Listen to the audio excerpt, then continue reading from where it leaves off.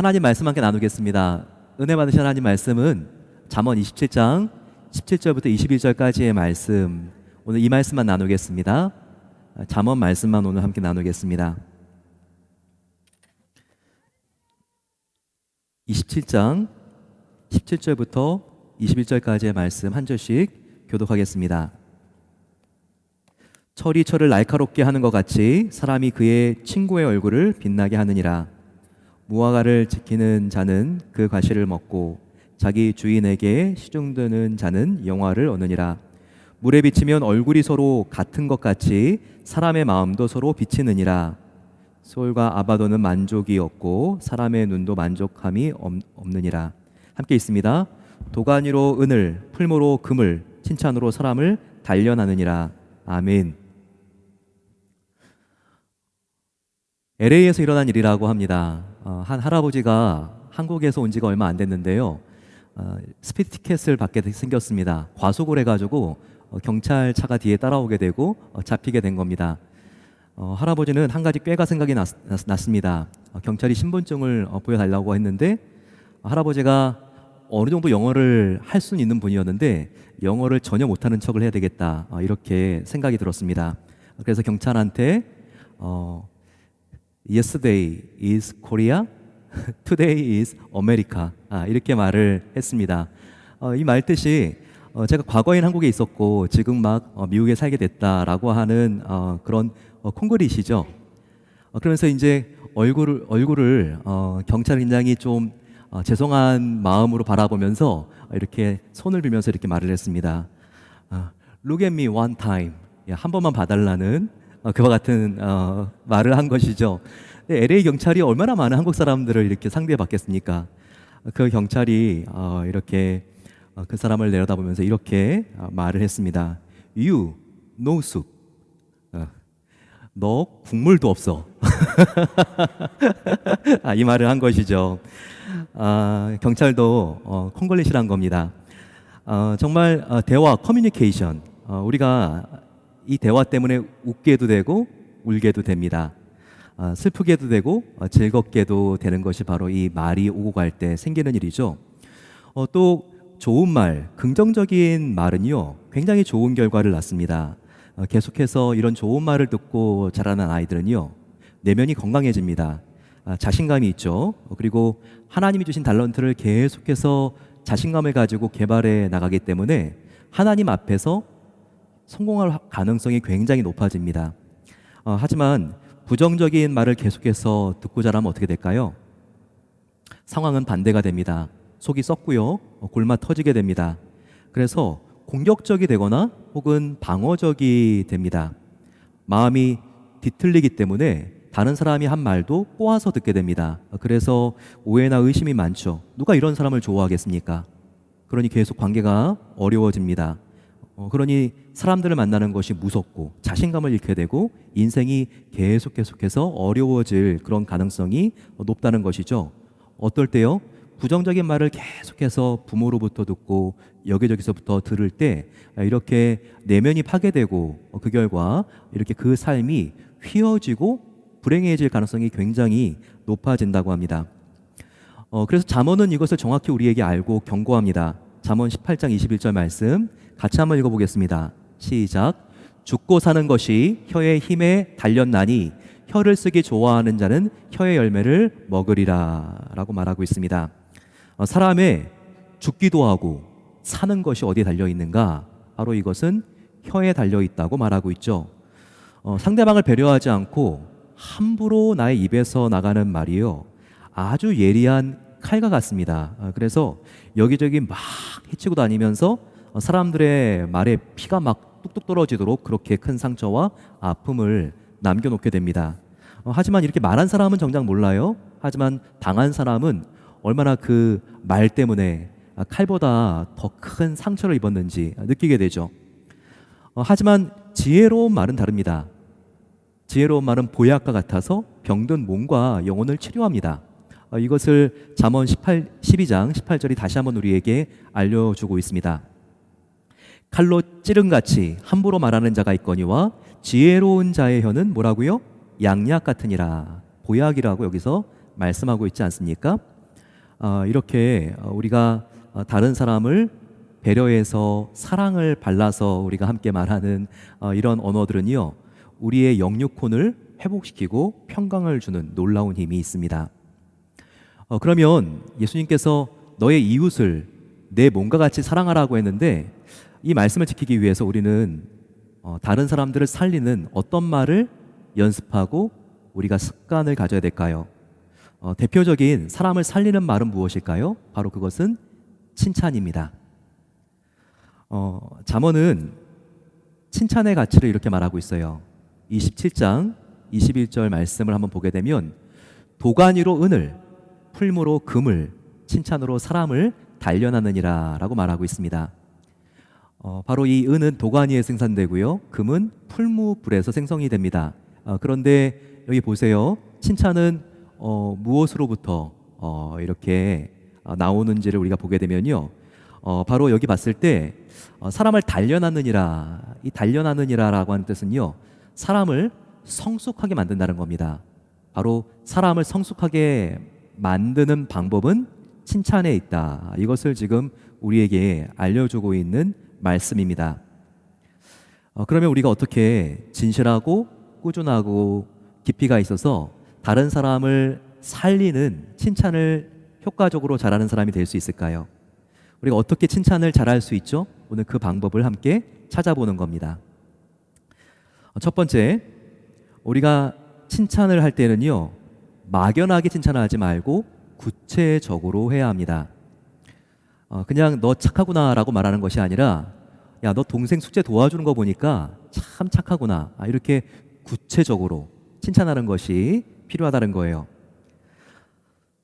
사랑의 5가지 언어라는 책, 베스트셀러죠. 집 서재에 이렇게 한 권씩 꽂혀 있는 분들 제가 신방가도 볼 수 있는데요, 바로 그 책의 저자 게리 체프만은 이렇게 말하고 있습니다. 칭찬과 인정이 사람들의 마음을 성장시킨다는 거예요. 그런데 칭찬, 이 appreciation, 그리고 또 이 인정, recognition, 이 두 개가 비슷하면서도 차이가 있다는 겁니다. 여러분들은 바로 이 칭찬과 인정의 차이를 비교할 수 있겠습니까? 먼저 recognition, 바로 인정은요, 인정은 사람이 노력해서 이룬 성과와 목표 달성에 초점을 맞추고 있습니다. 사람이 한 일을 알아주는 거예요. 그런데 appreciation, 이와 같은 칭찬은요, 사람이 한 일이 아니라 사람의 그 존재 자체에 포커스를 맞추는 겁니다. 우리가 이 두 개를 잘 이해하면서 우리가 칭찬을 할 때 좋은 칭찬이 될 수 있습니다. 인정은 사람이 한 일을 알아주는 거라고 그랬어요. 그리고 칭찬은요, 사람의 존재 가치를 알아주는 것이라고 했습니다. 칭찬할 때는 이 두 개를, 인정과 칭찬을 붙여야 돼요. 즉 한번 생각해 보세요. 너 참 착하구나. 이거는요, 사람의 존재 가치를 알아주는, 이것은 인정이 아니라 칭찬입니다. 그런데 야, 너 동생이 넘어졌는데 일으켜주는 거를 보니까 참 착하구나. 동생이 넘어졌는데 일으켜주는 건 뭡니까? 이것은 한 일이죠. 업적이죠. 한 일을 알아주는 거죠. 이것은 인정이라는 것을 우리가 알 수 있습니다. 좋은 칭찬은요, 앞에 인정 한 일을 정확하게 구체적으로 이야기해주고, 그리고 그 사람의 존재 가치를 알아주고 높여주는 거예요. 그러니까 야, 너 동생 숙제를 도와주는 거 보니까, 넘어진 너의 동생을 일으켜주는 걸 보니까 참 착하구나. 보세요. 앞에 있는 인정과 칭찬이 서로 연결되어 있는 아주 좋은 칭찬인 겁니다. 다른 한번 예를 한번 들어볼게요. 부부가 서로 이렇게 이야기합니다. 아내가 남편에게, 대박, 이번에 산 넥타이 너무 멋져요. 남편은 아내에게 이렇게 말할 수 있겠죠. 야, 자기가 맨 그 스카프 정말 최고의 스타일이네. 그러면서 야, 정말 센스 짱이에요. 자기 감각은 정말 최고라니까. 한번 이 말을 서로 이렇게 주고받았다고 생각을 해보세요. 앞에 나와 있는 대박, 자기가 산 넥타이라고 하는 거는요, 인정입니다. 샀으니까 한 일인 거죠. 그런데 센스 짱이네요. 자기 감각은 최고라니까. 이건 존재 가치를 인정해 주는 거예요. 이렇게 우리가 칭찬을 할 때는요, 구체적으로 어떤 일을 했기 때문에 당신이 이렇다. 이렇게 인정과 칭찬을 함께 붙여줄 때 이것은 아주 좋은 칭찬이 될 수 있다는 겁니다.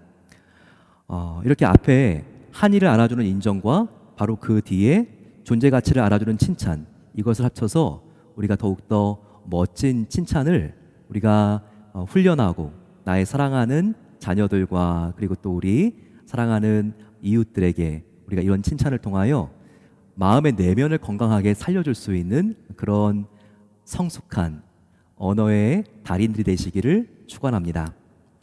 두 번째, 칭찬을 할 때는요, 아낌없이 칭찬하는 것이 중요합니다. 아낌없이요. 칭찬을 할 때는요, 칭찬만 하는 것이 좋습니다. 너 다 좋은데 이거 하나만 고치면 돼. 우리 이렇게 말하기 쉽죠. 그런데 듣는 사람 입장에서는요, 이런 말을 들으면 서운해요. 왜냐하면 야, 이 한 가지 뒤에 있는 말 하려고 이 앞에 있는 마음에도 없는 칭찬을 했구나. 이렇게 오해를 하는 경우들도 많이 있기 때문입니다. 칭찬을 할 때는 칭찬을 하는 게 필요합니다. 제가 베델교회에 이제 목회를 한 지가 어느새 11년째입니다. 근데 11년 전인 2011년 딱 이 주간에 제가 와가지고요, 성도님들한테 설교를 했어요. 담임 목사가 된 상태에 설교한 게 아니라 이렇게 후보 중에 한 명으로 와가지고 설교를 이번 주간에 이렇게 했습니다. 저는 시카고의 신학교 트리니티에서 공부를 하고 있었는데 그때가 박사 과정이었습니다. 하루하루가 너무나 이제 논문 쓰느라고 바쁠 때였는데요.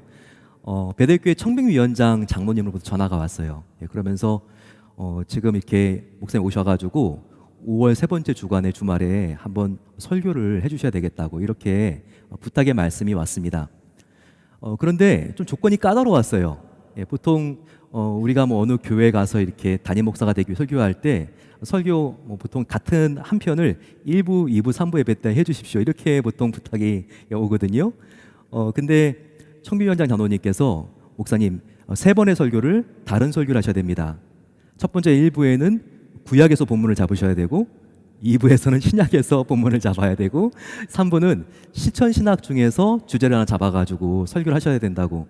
제가 주위 동료 신학생들한테 이렇게 말을 하니까 야, 그런 교회 정말 이렇게 처음 봤다고, 너무나 좋은 교회 같다고 그러면서 수준이 있는 교회라고 이렇게 말씀을 하셨어요.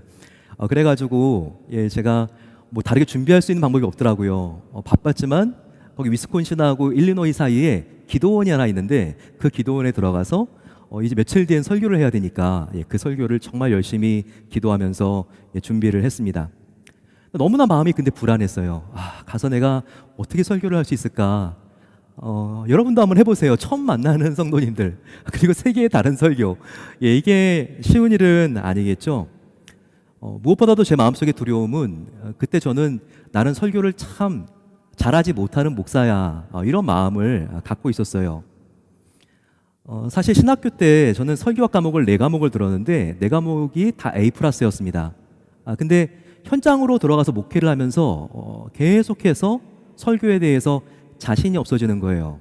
그게 죄송하지만 저의 이렇게 시카고 시절의 담임 목사님의 영향이 있었어요. 목사님은 제가 설교를 하고 내려오면요, 한 10가지 정도의 지적사항을 저한테 메모를 해가지고 전달을 했습니다. 그렇게 6년을 있다 보니까요, 제가 너무나 설교하는 게 두렵고 나는 설교를 못하는 목사야, 이런 생각이 찍혀져 버린 거예요. 근데 포틀랜드에 가서 내가 어떻게 그렇게 설교를 하지? 너무너무 자신이 없더라고요. 어디 정말 지고 모형이라도 들어가면 제가 살겠더라고요. 그런데 그때 저희 아주 굉장히 좋은 후배가 있었습니다. 정진명 목사님이라고, 그때 같은 부목사님이었는데 지금은 수지에서 목회를 하고 계세요.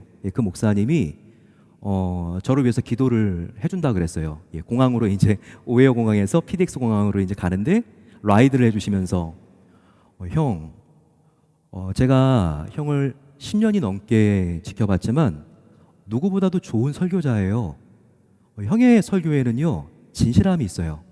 걱정하지 마시고 내가 기도할 테니까 정말 자신감을 가지고 하십시오. 이렇게 하면서 두 손을 꼭 붙잡고 기도를 해주는 거예요. 너무 큰 격려와 위로를 받았습니다. 여러분 8대 2의 법칙이라고 들어봤나요? 8대 2의 법칙? 뭔가 내가 누군가를 가르쳐 줄 때 효과가 있으려면요 8번 칭찬하고 2번을 지적하는 겁니다. 8번을 칭찬하고 2번을 지적하는 거. 그렇지 않으면요 지적도 실은 이 사람이 잘 되게 하기 위해서 사랑으로 하는 건데요 상대방은 그런 사랑이 들어간 지적이라는 것을 전혀 모릅니다. 그냥 자기를 미워하는 줄 알아요. 감정이 상해버려서 지적도 배우라고 하는 건데요 그 교훈이 하나도 귀에 들어가지 않습니다. 우리는 많은 경우에 이 8대2가 바뀌는 경우가 많아요. 8번 지적, 2번 칭찬. 근데 이것은 효과가 없다는 것이죠. 누군가에게 교훈하고 싶고 정말 이 사람이 잘 되길 원하십니까? 예, 그러면 8번 칭찬을 해주시고요. 그리고 2번 정도 지적을 하게 되면 야 정말 나를 사랑해서 이렇게 해주시는 말씀이구나 새겨 듣게 됩니다. 칭찬을 더 많이 하세요. 더 자주 하세요. 아낌없이 해주세요.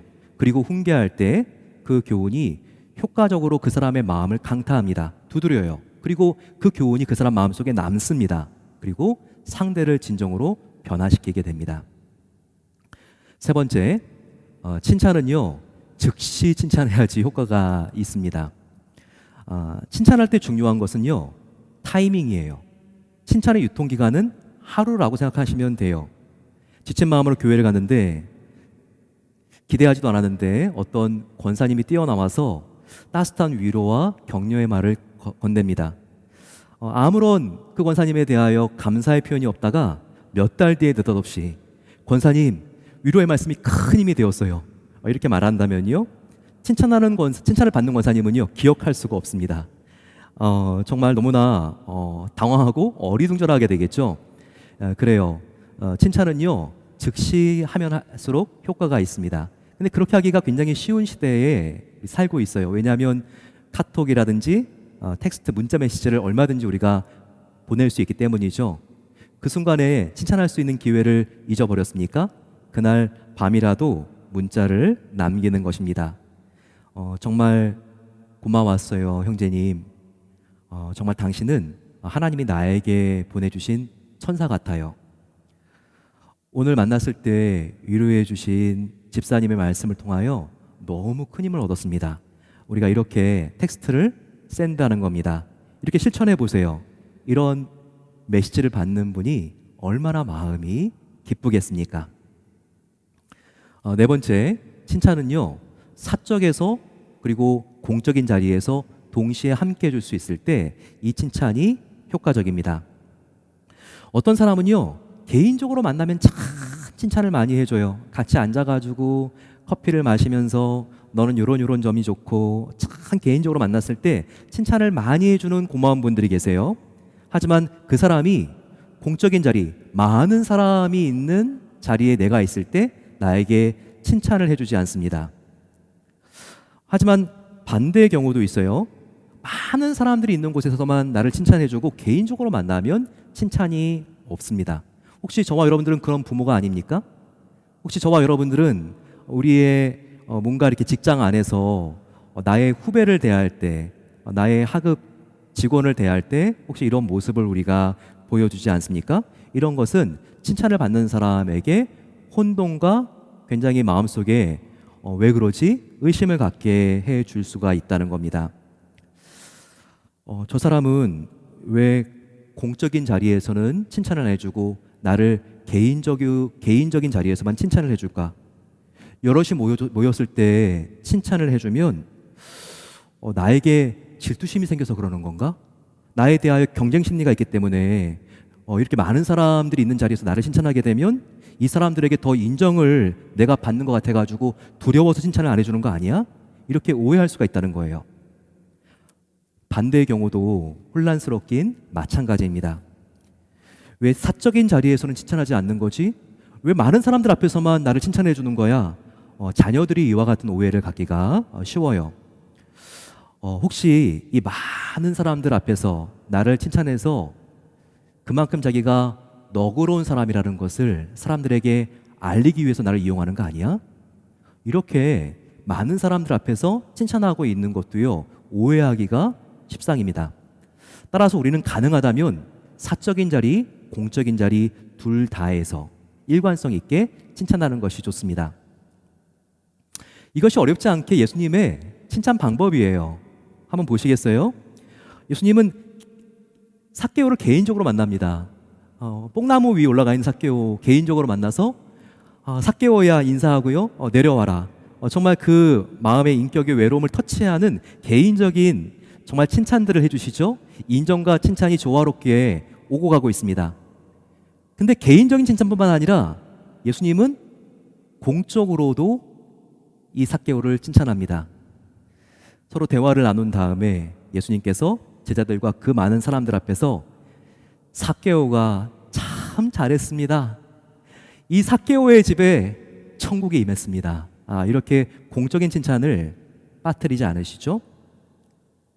또 과부가 어려운 형편에 정말 자기의 최선을 다한 헌금을 드렸습니다. 그를 개인적으로 섬세하게 칭찬해 주시죠. 그 다음에 어떻게 말씀하시죠? 이 여인이 적더라도 그녀가 가진 전체를 드렸기 때문에 누구보다, 그 어떤 부자보다 큰 연보를 하나님께 드렸습니다. 이 말씀을 정말 모든 사람들 앞에서 하지 않습니까? 예수님의 칭찬은 굉장히 지혜로워요. 굉장히 균형이 있어요. 사적인 자리에서 공적인 자리에서 함께 칭찬해 주시고 있습니다. 우리의 칭찬도 예수님을 닮아서 우리의 자녀와 가까이 있는 사람들에게 정말 공적인 칭찬, 사적인 칭찬을 통하여 그 사람의 내면을 살릴 수 있는 은혜가 함께 하시기를 소망합니다. 다섯 번째, 칭찬은요, 꾸준히 칭찬해야 합니다. 한두 번 칭찬했다고 되는 게 아니에요. 사람은요, 우리가 생각하는 것보다 훨씬 더 목마른 빈 공간이 큽니다. 정말 우리가 한두 번이 아니라 꾸준히 칭찬할 수 있을 때 그 사람은요, 잠재력을 발휘할 수 있는 아주 큰 포텐셜을 가진 사람이 돼요.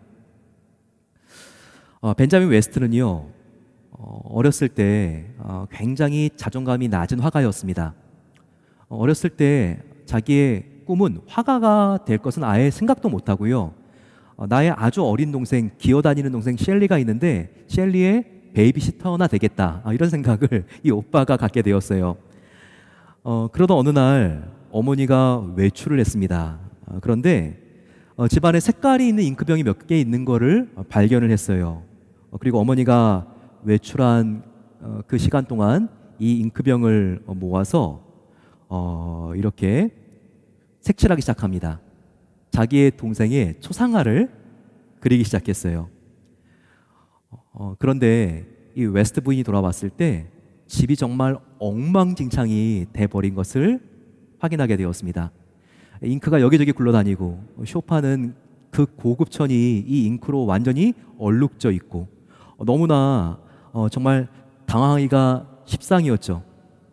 그런데 어머니는요, 말 한마디 하지도 않고 그 어지러워진 그 집안에서 바로 이 벤자민이 그린 그림을 발견했습니다.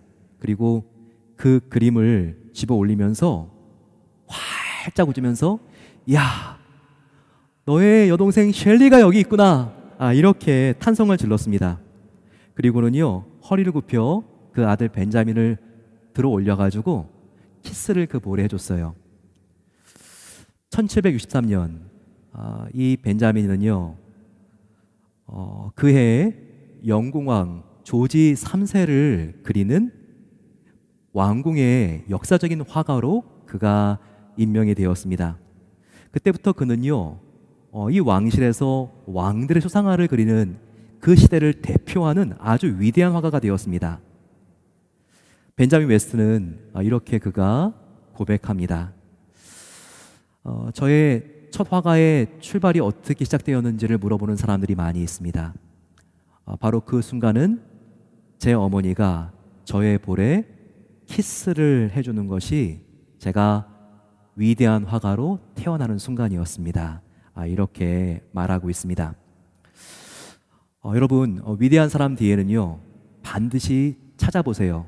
그 사람을 지적한 사람이 아니라 한결같이 그의 가능성을 믿어주면서 격려한 사람들이 숨어 있습니다. 빌리 그레이엄 목사님, 얼마나 20세기를 풍미한 위대한 설교가입니까? 그런데 그의 할아버지가 굉장히 특별한 분이에요. 그가 어렸을 때 골목대장을 하면서 정말 우렁차게 소리를 지르면서 그가 그렇게 고함 소리가 컸다고 합니다. 그럼 거기에 대해서 너 왜 이렇게 소리가 크냐라고 말해야 되는데 불러놓고 빌리 그레이엄, 너는 정말 위대한 설교가자가 될 수 있는 가능성이 있어. 이와 같은 쩌렁쩌렁한 목소리를 가지고 너가 예수 그리스도를 증거했을 때 너는 정말 위대한 설교자가 될 거야. 이렇게 격려해 주셨다는 거예요. 그 결과 빌리 그레이엄 목사님과 같은 위대한 복음 전도자, 설교자가 탄생하지 않았습니까? 바로 그것입니다. 위대한 사람 뒤에는 누가 있다? 반드시 지금은 말썽투성이고 누가 봐도 정말 헛전투성이지만 실수와 실패가 정말 성공보다 훨씬 더 몇 배 많다 할지라도 그를 한결같이 신뢰해주고 기다려주고 칭찬해주고 격려해주는 사람이 있다는 것입니다. 바로 이와 같은 격려자가 우리의 가정과 교회에서 저렴 되시기를 축원합니다. 우리가 지속적으로 칭찬을 하고 싶은데 뭔가 내가 정말 본받아야 될 모델을 찾고 싶다. 여러분, 누구를 모델로 찾고 싶습니까? 우리는요, 어떤 사람이 아니라 예수님을 우리의 칭찬의 모델로 삼아야 됩니다. 예수님은 정말 칭찬의 달인이세요. 예수님은요, 항상 연약하고 시리에 빠진 사람을 지적이 아니라 칭찬으로 변화시켰습니다. 혈기로 자꾸 실수해서 넘어지는 예수님의 제자 누구죠? 베드로죠. 원래 그의 이름은요, 시몬이었어요. 이 시몬이라고 하는 이름은 흔들리는 갈대라고 하는 이름이죠. 하지만 예수님께서 그의 이름을 계명해 주셨죠. 이제 너의 이름은 시몬이 아니라 베드로야. 베드로는 반석이라고 하는 뜻입니다. 그의 가능성을 보신 거죠. 지금은 이렇게 흔들리고 다혈질이지만 나를 붙잡고 나아갈 때 반석처럼 굳건한 하나님의 아들이 너는 반드시 될 거야. 바로 이와 같은 자신감을 격려로 넣어주신 겁니다. 어디 그뿐인가요? 과거에 부끄러운 죄를 지었지만 예수님께서 그 모든 죄를 용서해 주시고 귀신을 쫓아주신 여인이 있었습니다. 그녀는 자기가 혼수로 모은 그 값비싼 향유를 깨트린 뒤에 머릿결로 향유를 묻혀서 예수님의 발을 닦지 않습니까? 그때 제자들은 넌 무슨 정신으로 이와 같은 일을 하면서 낭비하느냐 그렇게 질책하죠. 거기에 대하여 예수님은 어떻게 말씀하십니까? 너가 누구보다 옳은 행동을 했구나. 잘하였도다. 복음이 전해지는 곳마다 너의 이름도 함께 전해지리라. 이렇게 칭찬하지 않았습니까? 로마의 백부장이 있었습니다. 자기의 종이 아픈 거예요. 죽어가고 있었어요. 그때 다른 사람 같으면 예수님 오십시오. 반드시 우리 집까지 가야지만 신방해 주셔야지만 나의 종이 낫겠습니다. 사람들은 다 그렇게 얘기했죠. 근데 이방인인데 로마 백부장인데 뭐라고 말씀하십니까? 예수님 여기 계십시오. 우리 집은 멀리 있지만 여기서 예수님께서 나으라 말씀하시기만 하면 그 종은 나을 줄로 믿습니다. 이렇게 고백하는 믿음이 있었습니다. 그 이방인의 믿음에 대하여 예수님께서 그냥 지나가십니까? 아니죠. 내가 어디를 가도 너 같은 믿음을 보지 못했다.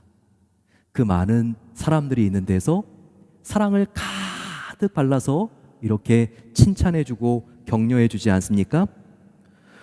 어린이들이 예수님 품에 안기고 싶어서 막 몰려왔어요. 제자들은요 막 물러가게 합니다. 그러면서 제자들의 이 성급하고 거친 행동 때문에 상처를 입었을 아이들을 향해서 예수님께서 어린이들에게 어떻게 말씀하시죠? 아이들이 내게 오는 것을 막지 말라. 천국은 말이야 바로 이와 같은 어린이들의 것이란다. 부드러운 목소리를 말씀하시며 한 명 한 명을 예수님의 무릎에 앉히시고 축복 기도를 해주셨습니다. 바로 이와 같은 모습이 우리 예수님의 모습이라는 거예요. 얼마나 칭찬의 달인입니까? 격려와 칭찬을 배우기를 원하신다면 성경을 열어서 복음서 안에 나와 있는 예수님의 모습을 세심하게 관찰하세요. 그분의 입술에서 나오는 칭찬과 격려로 마음 상한 자, 가난한 자, 이 세상에서 소외된 자들이 새롭게 회복되고 새로운 소망을 발견하게 됩니다. 지금까지 우리는 칭찬을 듣는 사람은 잠재력이 깨어나고 아름답게 변화된다는 것을 배웠습니다. 하지만 칭찬은요, 칭찬을 듣는 사람보다 칭찬을 말하는 사람에게 주는 유익이 더욱더 크다는 것을 놓치면 안 됩니다. 자신이 칭찬을 말했을 때 밝아지고 기뻐하는 상대방의 모습을 보게 되면요, 나의 마음도 함께 기뻐집니다. 또 칭찬해야 되는데 칭찬이 잘 안 되는 모습을 발견하게 되면요, 좀 마음이 힘들고 어렵죠. 근데 그건 당연해요. 일상 가운데 가장 어려운 일은요, 자기하고 비슷한 성공을 이룬 사람을 칭찬해 주는 거, 그게 가장 어렵습니다. 그런데 이게 잘 안 되는 모습 발견하면서, 하나님, 저는 정말 사랑이 너무나 부족한 사람입니다. 부족한 자를 주님의 사랑으로 채워주세요. 저를 변화시켜 주세요. 이렇게 기도하면서 우리는 더욱더 성숙한 성도가 되는 겁니다. 또 칭찬은 하면 할수록 칭찬이 개발돼요. 칭찬은 자주 할수록 더 잘하게 돼요. 칭찬을 하면 내 주위에 있는 사람들이 다 살아나게 되고 나도 살게 되는 것입니다. 특별히 우리는요, 내가 칭찬이 안 될 때 칭찬을 배울 수 있는 예수님이 먼 곳에 있지 않다는 것을 배워야 됩니다.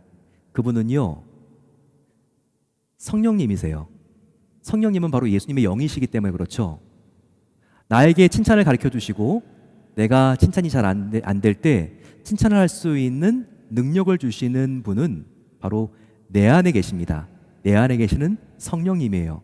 그분을 의지할 때 우리는 칭찬을 배워 나갈 수 있고 이 칭찬을 통해서 주위에 있는 사람들을 살릴 수 있게 됩니다. 흑인으로 냉대와 멸시를 이기고 미국의 성악계에 정말 계명성과 같이 떠오른 마리아 앤더슨, 이 사람은요, 대형 집회에도 나갔지만 소외되고 어려운 사람들이 살고 있는 마을에 가서도 공연을 했습니다. 정말 너무나 산중에 들어가야지 있는 그 자그마한 도시, 거기에는 목화 농업을 하고 있는 흑인들이 살고 있는 그런 도시였습니다. 그 도시에 가난한 한 소녀가 호텔에서 카운터 직원으로 일을 하다가 깜빡 잠이 들었습니다. 눈을 떴는데 앞에 흑인 중년의 여성이 있는 거예요. 그분이 말을 합니다. 이 흑인 소녀에게, 너는 눈빛을 보니까 너무나 외롭게 보인다. 너 왜 이렇게 표정이 슬프니? 그랬더니 그 소녀가 이렇게 말을 했습니다. 네, 이유가 있어요. 오늘 그렇게 제가 보고 싶었던 마리아 앤더슨의 공연이 우리 마을에 있거든요.